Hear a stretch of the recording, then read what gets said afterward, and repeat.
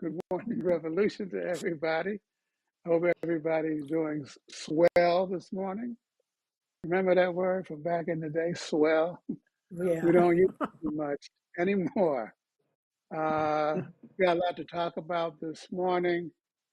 The attacks on reproductive rights are accelerating at a very fast pace. That's one thing, an attack on the right to abortion. And then we saw in Washington, D.C. last week that the principle of home rule for the District of Columbia was overturned first by the House and then by the Senate. And the Biden administration is expected not to veto this new bill. So we're going to dig into that in just a moment. And then we got and maybe it won't surprise you. We got a That's Capitalism story about Fox News and the pursuit of maximum corporate profits in the media industry. And then that last but not least, we have our mailbag. So let's get started. Rosanna, at our national committee meeting about a month ago, we pointed out the fierce attack on abortion rights and it's pursuing on a couple of different tracks. The anti-abortion movement is calling for, even though they can't enact it now, a federal ban on all abortions. But they're not stopping there. They have initiated a series of restrictions in, I don't know, maybe 7, 8, 10, a dozen states that are banning abortion even in cases of rape and incest. And not only that, but they're going after drug companies that are, and doctors and clinics that are prescribing medications, that the pills that will induce abortion, recently approved by the FDA. And so it's a no hold barred fight at the moment. No? Yes, it is. I think it's, I think, you know, once again, we have to band together to fight these attacks because they're not just attacks on abortion rights, they're attacks on women's rights, they're attacks on trans rights. Um, Even the pharmacies, certain pharmacies are saying they will not sell contraceptives to people, to women. And, this is some form of control that is it may seem subtle or it may not seem as important, but it is very important because it's like a step forward in controlling our lives, our bodies, and having the corporations backing it up. So we have to recognize it for what it is and be able to organize and unite against this kind of thing. Anita, Ohio has been one of the epicenters of this fight over the last several years.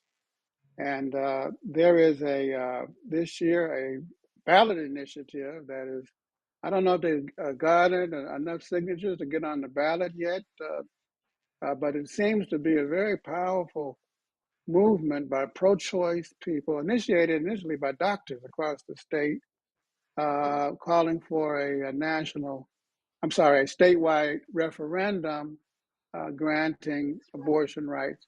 Any sense of how that's going? Well, Joe, I really think it's going to go well. They decided to go ahead with it this year, especially because, first of all, there's an urgency to making sure we don't go back to that 6-week abortion ban that is on the books, but it's being held back by a judge right now. We don't want to go back to that 6-week ban. Women will suffer and women will die because of that ban. I mean, it's clear that that's what's happening across the country where abortion is banned. It is the efforts of this group of doctors plus Ohioans for Reproductive Freedom put their efforts together. And it's even more urgent. Another reason it's urgent this year is because Ohio Republicans would really like to raise the limit, raise the threshold for passing amendments to the Constitution, the state constitution, to 60% rather than 50%. And quite a few of these pro-abortion amendments have passed in states around Ohio with between 50 and 60% of the vote. So it's really important to put that on the ballot in November. And that the process of collecting the signatures hasn't actually started yet, because they don't have the final version. But I think any day now they're going to start collecting those, and they need almost 500,000 signatures. But I'm sure they're going to get them, and I think they're going to win, because like other states, the majority of Ohioans do not agree with these abortion bans, these extreme abortion bans, like the one that DeWine signed in Ohio. The majority of the people, upwards of 60, 70%, Scott. But the Republicans aren't paying that any mind. And part of this campaign, Scott, is to restrict not only the right to choose, but the right of voters to choose to uphold it. And they're constricting, as Anita just pointed out, they're raising the bar to 60%. They're trying to eliminate ballot initiatives in other states. What happened? Whatever happened to government for the people, by the people? Well, they've never been about that. And capitalism, in the first place, doesn't really provide much opportunity for that. But the Republican Party, as it stands now, is, even pushing the boundaries of capitalist so-called democracy into fascism. I mean, this is a situation where the attacks on the right to choose have been intensifying. So it's not just outlawing abortion; it's making sure that there are no exceptions to the bans for the life of the mother, no exceptions for rape and incest. Um, uh, Oh God. Cracking down on websites, for example, that um, advertise or sell or talk about abortion services, including access to mifepristone, the drug that's used to induce miscarriage in early pregnancy for abortions, so medical abortions. This is a situation where they're trying to bring to bear the full power of the state on against a person's right to choose. And this is an attack on everybody. It's an attack on anybody who thinks that a family should be something that you choose, that having a child is a choice between, of a woman and or a person and their partner. It's insane what's happening. And it just shows yet again, as if we needed any more demonstrations, that the GOP has to be dismantled and eliminated. It's no longer compatible with democracy. And it's not just the right to vote, but also the right to freedom of speech, which was one of the things they thought that. I mean, a website can't even, from their point of view, print information, circulate information, giving potential folks women who need it. I mean, it's just an attack on democracy up and down the line. And with every restriction, you're right, it elevates the danger of fascism. But NARAL and Planned Parenthood and other women's groups are fighting back, and and they're focusing at the state level too, on initiating ballot initiatives there to provide abortion rights. And there have Also, been some Joe, legal victories as well. I'm sorry. I was just going to say also in Texas, there's a group of women who are suing the I guess the state of Texas, because they were denied abortion even though their health was at high risk, very, very high risk, and they were refused an abortion. So there is that fight back, like you were saying. So much for being pro-life. Um, the attack on democracy and this powerful rightward pull is not just taking place on abortion rights. It also has to do with the right to equality and voting rights. Um, and we're seeing, as we saw in the election in Chicago, now that the crime issue has become a major wedge issue that the Republicans are pushing. And last week, we saw in Washington a sorry example of that when the House and the Senate overturned a law that was passed, a reform of the criminal legal code in D.C. Um, that would have gotten rid of mandatory sentencing because it's not effective has been as a deterrent to a crime, even though they pretend that it is. The mayor uh, vetoed the bill, and the city council overrode it. Anita, Mm, only one person dissenting. And then it went to the House and it was passed with an overwhelming vote from the Republicans. And then I think 34 to 40 Democrats voted in favor of it.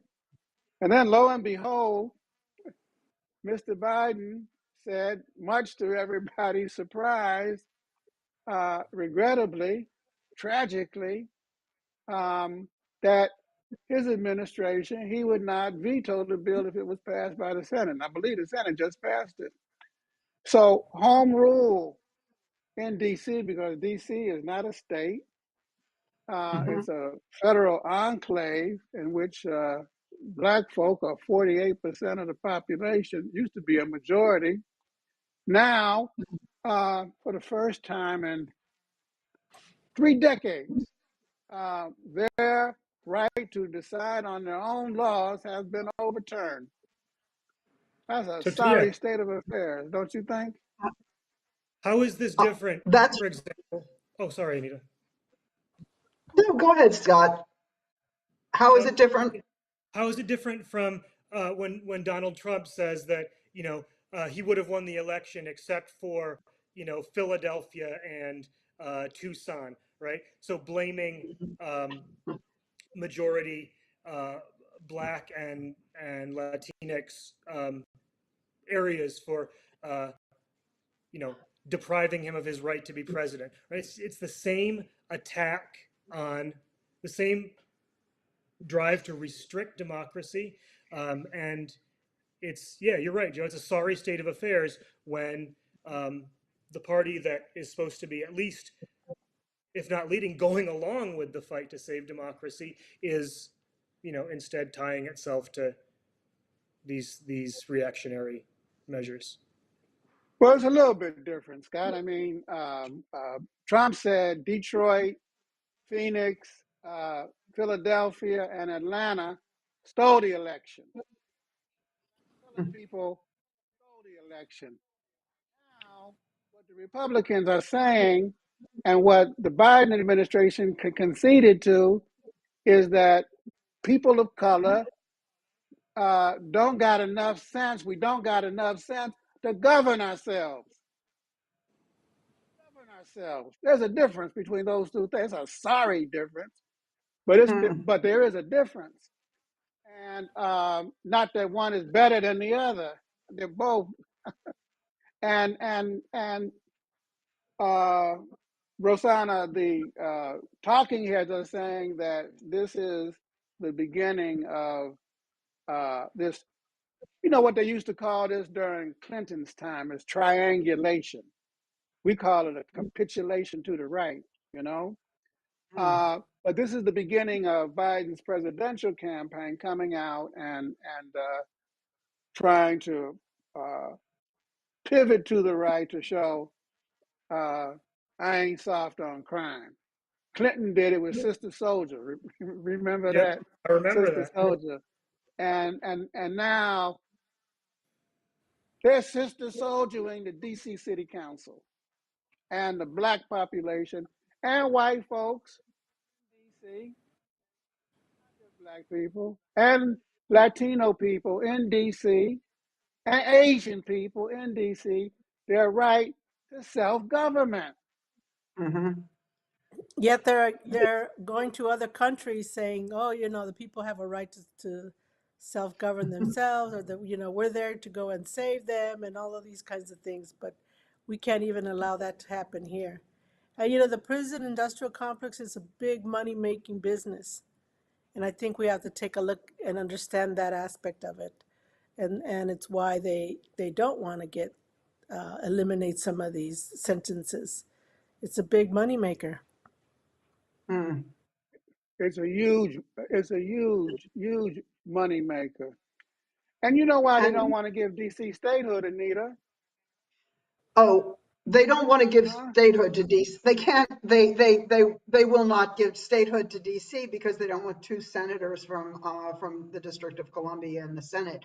But it also, I mean, this idea of home rule, just so long as you don't offend us or don't go too far, it's just like a metaphor for bourgeois democracy in general. It's fine for people to have the power to choose their leadership, so long as they don't go too far and really upset the ruling class.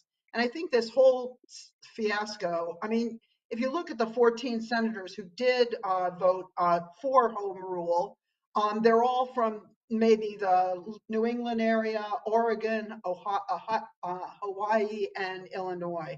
So there's just this fear among Democratic elected officials of this Republican talking point about crime. And I think we have to really or progressives have to get a grip on that and reveal it for the lie that it is. I mean, the Republicans with their gun laws have flooded the streets with weaponry, and then they want to turn around and say that there's this lawlessness that is the fault of the Democrats and only they can solve it. It's just a fiction that we have to get a grip on and show it to be false.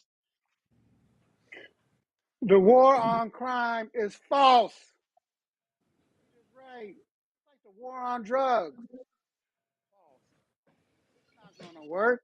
It didn't work. Just putting a band-aid on cancer.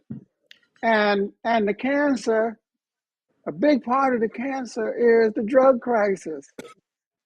And the fact that uh, you know, gangs are controlling the drug trade. Part of it anyway, because the big banks control the whole thing.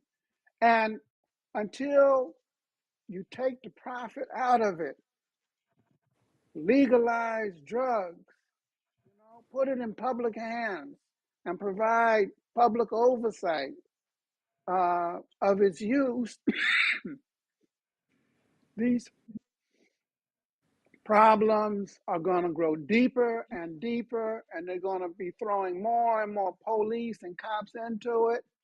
And with more and more cops, the growth of the state, the fascist danger just increases and develops. And we need radical reform, uh, Scott, of policing. We need radical reform of democracy. That includes DC being a state, one of the big parts of it. And until those things happen, we're just going to move back and forth between these Democratic and Republican uh, Looking more and more like there's pushback. not much forth to go. It's just mostly back until except when, as you and Rosanna and Anita always talk about, except when there's that movement, except when masses of people are in the streets demanding that things be different. Um, it's just going to be back and back until we until we get that going.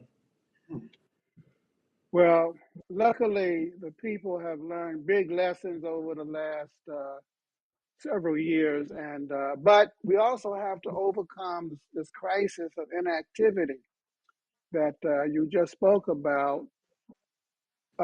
Force can only be overcome by material force. Power concedes nothing without demand. You know, those are historical truths, and they're not going to go away, Rosanna.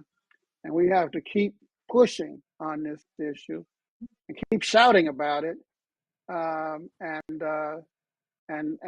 attempting to convince ourselves and others to take initiative to make a change.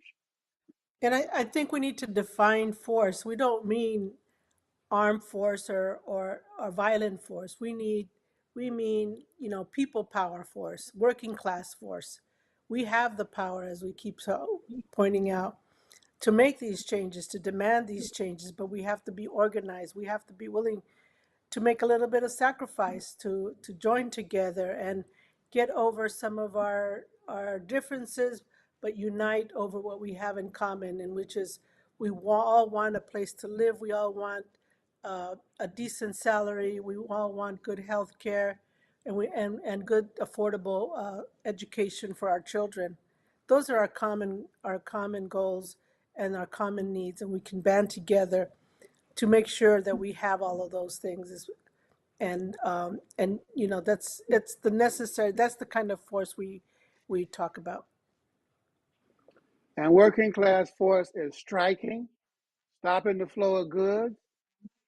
Working class force is occupying, stopping business as usual. And working class force is voting, marching,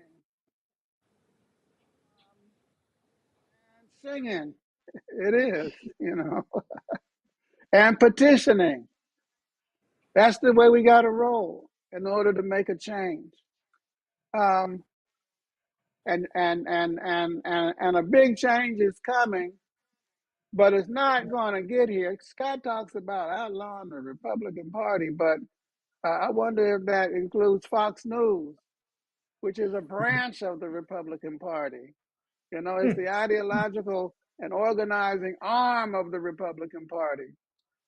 Do you know that Fox News provided Jared Kushner, Trump's son-in-law, with secret information about his opponent's commercials and campaign strategy that they had gotten?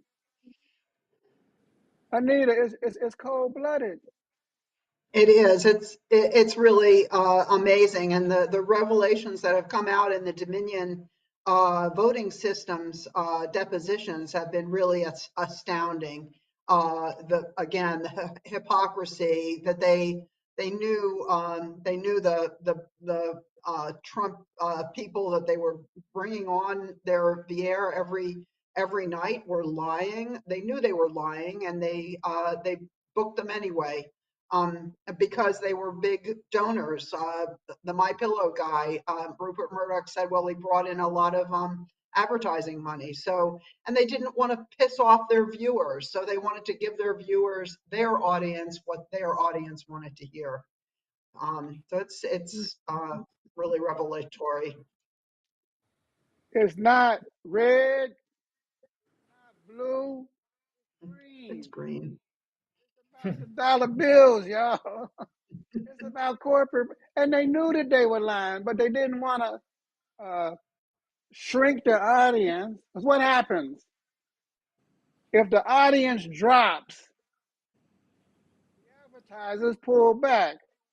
The advertisers got pulled back. Money stops flowing, and stock prices go down, and it's all about money.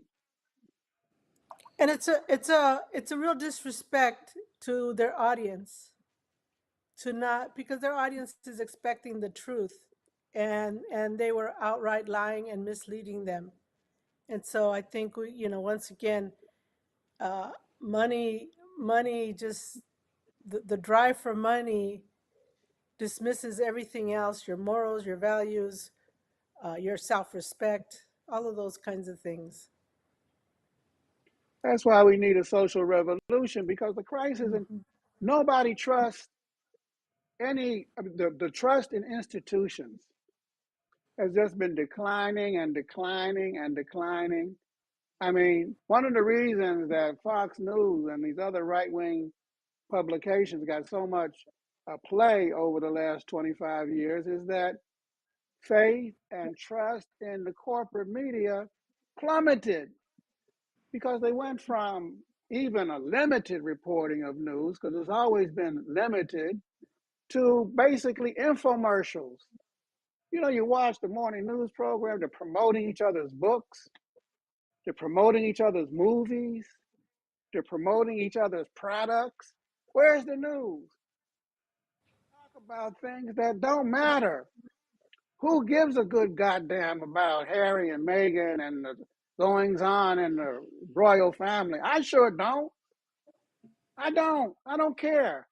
Let them live their lives, do whatever they do, until such time that the people take over and we expropriate the expropriators, and it's not just them, but and so this crisis is so deep, so profound, so no trust in government, no trust in. I don't know why people believe Fox News anyway, because they've been lying for the last quarter century as well.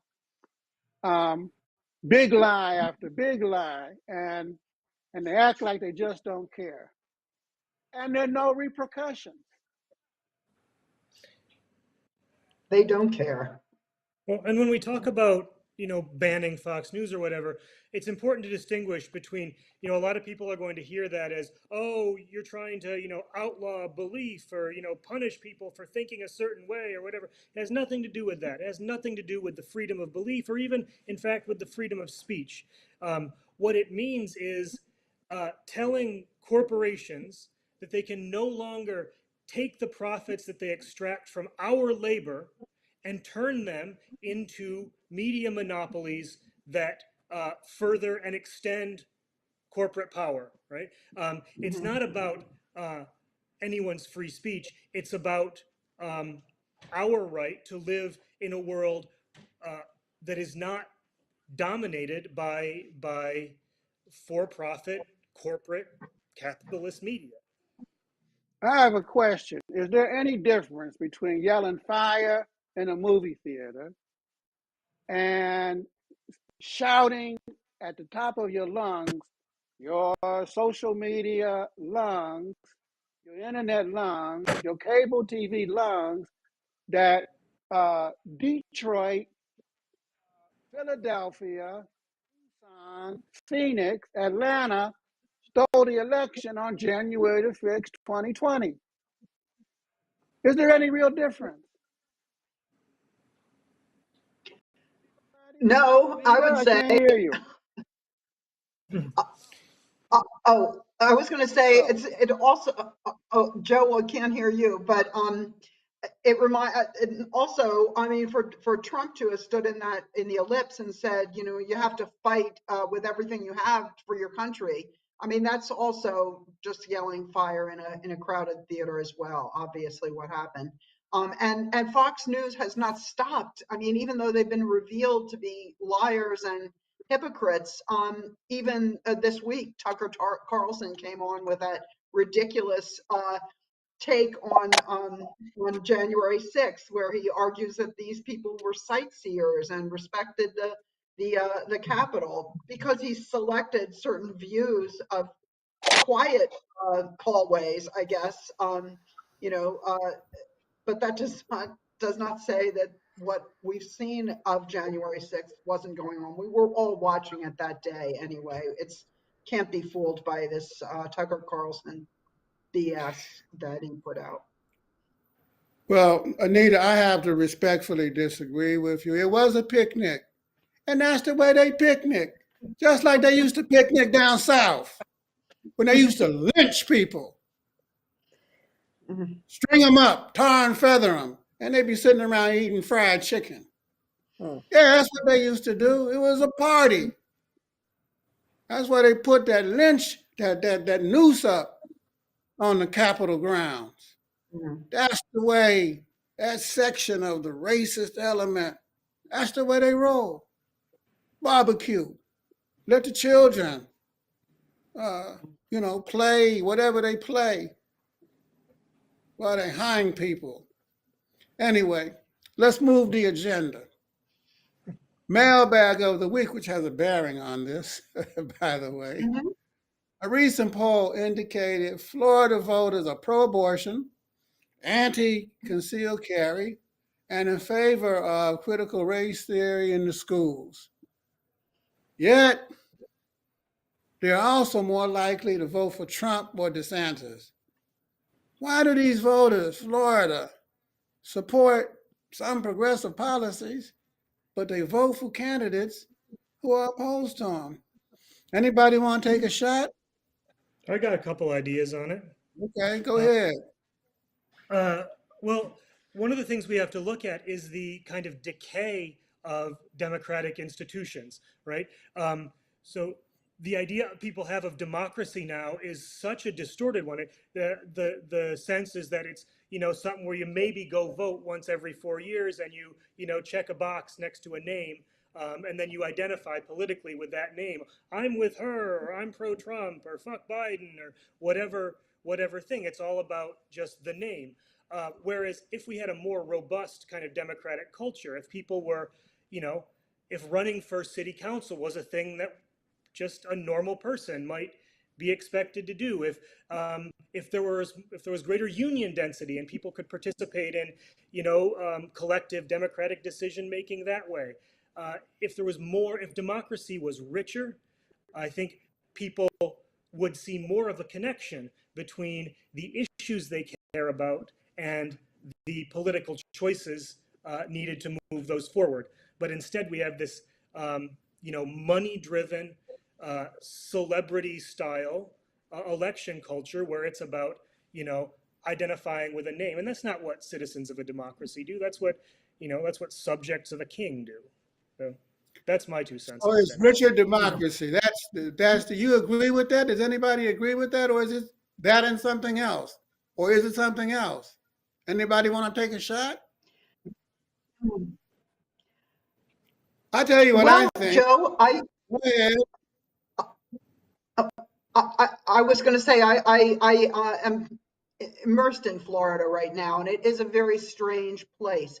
And this is not a surprise to me. They voted for an increase in the minimum wage. They voted for progressive policies in the past. They also voted to have ex-felons restore their right to vote. And then DeSantis' legislature went ahead and took that right away de facto by saying that they had to first pay these fees, and no one could tell you what the fees were. So they really took but I just feel like uh, there's just, DeSantis is very strong in Florida, and I was surprised to see in that poll how many points he beat Trump by when it's up for the Republican nomination. He's a real hometown favorite, home state favorite. So this is his state right now, and people are really upset and afraid of what he's doing and the fascist steps that he's taken. Which there's a good article in today's PW, by the way, about DeSantis's fascist steps. So it doesn't bode well for the future. But I think we're going to see a Republican nominee that that the Democrats can beat easily. I hope. Yeah. I I think think the what, answer can be. Go ahead, Rosanna. yeah, I think we're still have a culture of putting people on pedestals, which then we can't make that quick switch to understanding that they really don't represent our views. So I think it's a process of building the consciousness of saying, hey, even though he may be the popular vote, he's not running for president of your high school. He's running for president of the United States, and it's a big difference. And so I think pointing out that, he may be popular, but it doesn't. But you have to look further and understand that he's not representing your views, or they are whatever candidate is not representing your views. And I think that that's that's at the point that we need to help people understand and point out that these candidates do not represent their views, and so and it's okay to vote for someone else, even though they may be the ones. The media is strong. They publicize them all over the place. They highlight them, because we do still tend to put people on pedestals when they're not. They're just like the rest of us. All of these are very interesting answers. I would add to it one word: populism. The history of populism, the ongoing legacy of populism, in which on the one side you can favor pro-people activities, pro-people programs, pro-people platforms, but at the same time it's laced with right-wing, even fascist-tinged programs and politicians. That was the tradition of, what was that cat's name? Huey Long in Louisiana. It's part of the Trump policy. And we see it you even saw it in Germany back in the day. And so, and look, part of that is the ongoing legacy of racism. People favor a lot of these people who marched and voted against the Supreme Court's abortion ban, voted for Trump. They did. And why? Because they were convinced by the racist argumentation. They were. And so until we grab hold of and convince, we can never give up on the fight against racism. Never. And that means that white folks, white workers in the first place, white communists, have a special responsibility to raise amongst their neighbors, their family, their co-workers, and continue to fight. Because when that happens, progress can be made. People can be convinced.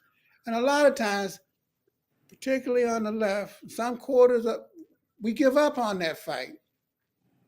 The Communist Party believes that we have responsibility for the entire working class: white, black, brown, Asian, gay, straight, young, old, and we can never give up on any section of it. And so we got to continue that fight. It's a very interesting question. Let's continue to dig into it, because I do know that teaching critical race theory kind of contradicts what I just said. So we need to dig into this issue a little bit more. Friends, comrades, brothers and sisters, until next week, stay strong, stay safe, stay in the fight. We'll be back next Friday with another edition of Good Morning Revolution. Take care, everybody. Bye, Bye. everybody. Comrades.